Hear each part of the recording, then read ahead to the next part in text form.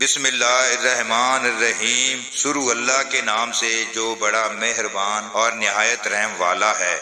حدیث نمبر 1353، حضرت جابر بن عبداللہ رضی اللہ عنہ سے روایت ہے، انہوں نے کہا نبی صلی اللہ علیہ وآلہ وسلم سودائے احد سے دو آدمیوں کو جمع کرتے، پھر فرماتے ان میں سے کس کو قرآن زیادہ یاد ہے؟ جب ان میں سے کسی ایک کی طرف اشارہ کیا جاتا تو ایک لحد میں آگے رکھتے اور فرماتے میں قیامت کے دن ان لوگوں کے متعلق گواہی دوں گا۔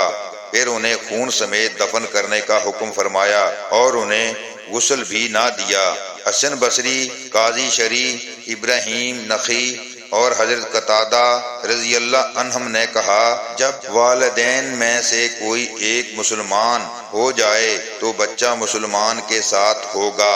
حضرت ابن عباس رضی اللہ عنہ اپنی والدہ کے ہمراہ ناتوانوں میں سے تھے اور اپنے والد کے ہمراہ اپنی قوم کے دین پر نہیں تھے۔ نیز فرمایا کہ اسلام غالب رہتا ہے، مغلوب نہیں ہوتا۔ حدیث نمبر 1354، حضرت عبداللہ بن عمر رضی اللہ عنہ سے روایت ہے کہ حضرت عمر رضی اللہ عنہ نبی صلی اللہ علیہ وآلہ وسلم کے ساتھ دیگر چند لوگوں کی معیت میں ابن سیاد کے پاس گئے، یہاں تک کہ انہوں نے اسے بنو مغالہ کی گڑھیوں کے قریب کچھ لڑکیوں کے ساتھ کھیلتا ہوا پایا۔ ابن سیاد اس وقت قریب البلوغ تھا، اسے نبی صلی اللہ علیہ وآلہ وسلم کی آمد کا علم نہ ہوا حتیٰ کہ آپ نے اپنے دست مبارک سے اسے مارا۔ پھر ابن سیاد سے فرمایا کیا تو اس بات کی گواہی دیتا ہے کہ میں اللہ کا رسول ہوں؟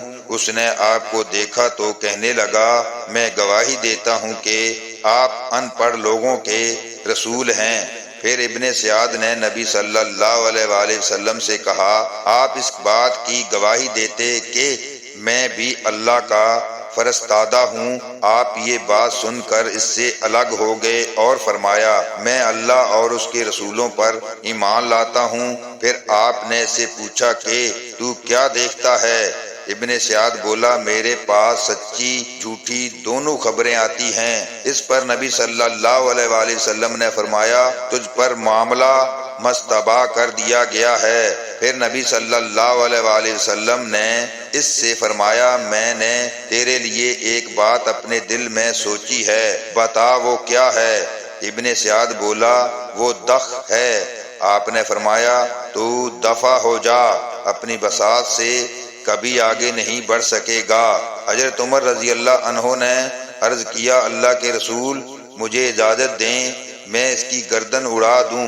نبی صلی اللہ علیہ وآلہ وسلم نے فرمایا اگر یہ وہی دجال ہے تو تم اس پر قابو نہیں پا سکتے، اور اگر وہ نہیں تو پھر اس کے قتل کرنے میں کوئی فائدہ نہیں۔ حدیث نمبر 1355، حضرت عبداللہ بن عمر رضی اللہ عنہ ہی سے روایت ہے، انہوں نے فرمایا اس کے بعد پھر ایک دفعہ رسول اللہ صلی اللہ علیہ وآلہ وسلم اور حضرت ابی بن کعب رضی اللہ عنہ کھجوروں کے اس باغ میں گئے جس میں ابن سیاد تھا۔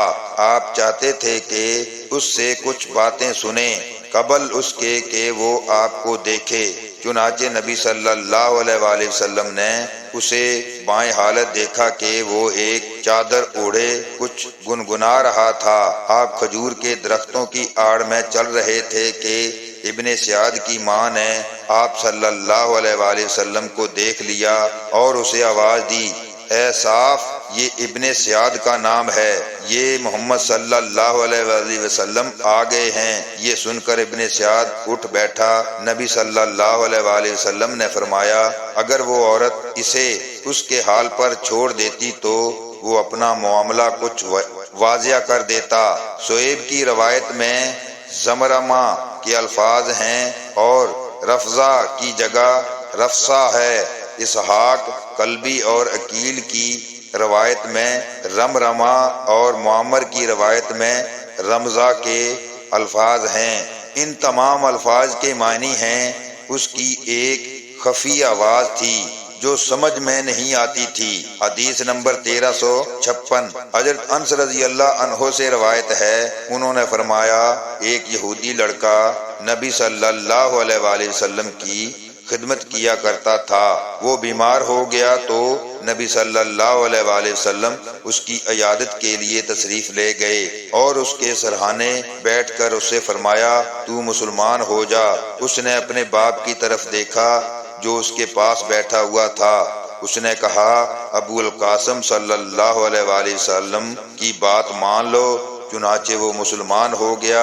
پھر نبی صلی اللہ علیہ وآلہ وسلم یہ فرماتے ہوئے باہر تشریف لے آئے، اللہ کا شکر ہے جس نے اس لڑکے کو آگ سے بچا لیا۔ حدیث نمبر 1357 حضرت ابن عباس رضی اللہ عنہ سے روایت ہے، انہوں نے فرمایا میں اور میری والدہ ناتواں لوگوں میں سے تھے، میں بچوں میں سے اور میری والدہ عورتوں میں سے کمزور تھی۔ حدیث نمبر 1358 حضرت صہیب سے روایت ہے کہ امام ابن صحاب زہری بیان کرتے ہیں کہ ہر فوت ہونے والے بچے کی نماز جنازہ پڑھی جائے گی، اگرچہ وہ زنا کی پیداوار ہی کیوں نہ ہو، کیونکہ اس کی پیدائش فطرت اسلام پر ہوئی ہے، بشرطیہ اس کے والدین دونوں یا صرف باپ مسلمان ہو، اس کی ماں خواہ غیر مسلم ہو، اور یہ بھی شرط ہے کہ وہ بچہ پیدائش کے وقت چیخ مار کر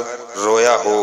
اگر اس نے پیدائش کے وقت چیخ نہیں ماری تو وہ ناتمام بچہ ہے، اس لیے اس کی نماز جنازہ ادا کی جائے گی، کیونکہ حضرت ابو ہریرہ رضی اللہ عنہ بیان کرتے ہیں کہ نبی صلی اللہ علیہ وآلہ وسلم نے فرمایا ہر بچہ فطرت اسلام پر پیدا ہوتا ہے، اس کے ماں باپ اسے یہودی نصرانی یا مجوسی بنا لیتے ہیں، جیسا کہ جانور صحیح و سالم عضو والا بچہ جنتا ہے، کیا تم ان میں کوئی کان کٹا ہوا دیکھتے ہو؟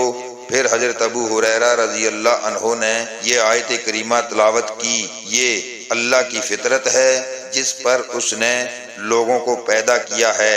حدیث نمبر 1359 حضرت ابو ہریرہ رضی اللہ عنہ سے روایت ہے، انہوں نے کہا رسول اللہ صلی اللہ علیہ وآلہ وسلم نے فرمایا ہر بچہ فطرت اسلام ہی پر پیدا ہوتا ہے، پھر اس کے والدین اسے یہودی نصرانی یا مجوسی بنا لیتے ہیں، جس طرح کوئی جانور بچہ جنم دیتا ہے، کیا تم اس میں کوئی کان کٹا ہوا پاتے ہو؟ پھر حضرت ابو ہریرہ رضی اللہ عنہ یہ آیت کریمہ پڑھتے، یہ اللہ کی فطرت ہے جس پر اس نے لوگوں کو پیدا کیا ہے، اللہ کے پیدا کرنے میں کوئی تبدیلی نہیں ہے، یہی اللہ کا سیدھا دین ہے۔ حدیث نمبر 1360 حضرت مسیب بن حزن رضی اللہ عنہ سے روایت ہے، انہوں نے فرمایا جب ابو طالب مرنے لگا تو رسول اللہ صلی اللہ علیہ وآلہ وسلم اس کے پاس تشریف لائے، وہاں اس وقت ابو جہل بن حسام اور عبداللہ بن ابو امیہ بن مغیرہ بھی تھے۔ رسول اللہ صلی اللہ علیہ وآلہ وسلم نے ابو طالب سے فرمایا اے چچا کلمہ توحید لا الہ الا اللہ کہہ دے تو میں اللہ کے ہاں تیری گواہی دوں گا۔ ابو جہل اور عبداللہ بن امیہ بولے ابو طالب کیا تم اپنے باپ ابو مطلب کے طریقے سے پھرتے ہو؟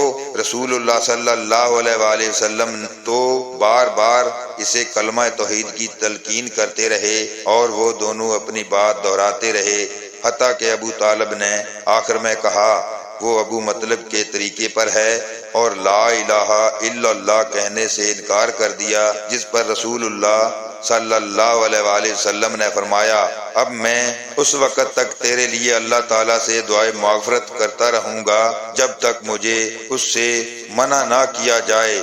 اس پر اللہ تعالیٰ نے یہ آیت نازل فرمائی نبی کے لیے جائز نہیں کہ وہ مشرکین کے لیے دعائے مغفرت کرے اگرچہ وہ قریبی رشتہ دار ہی ہو۔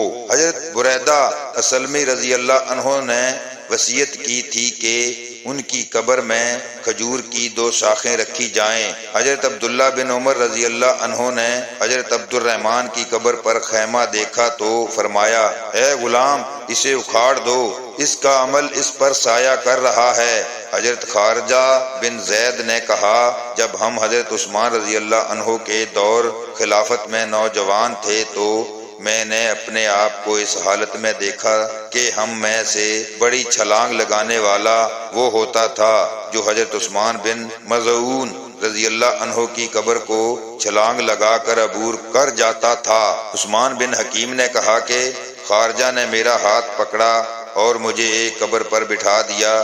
پھر انہوں نے اپنے چچا یزید بن ثابت کے حوالے سے بتایا کہ قبر پر بیٹھنا اس شخص کے لیے مکروہ ہے جو اس پر بول و براز کرے۔ حضرت نافع نے کہا حضرت عبداللہ بن عمر رضی اللہ عنہ قبروں پر بیٹھ جایا کرتے تھے۔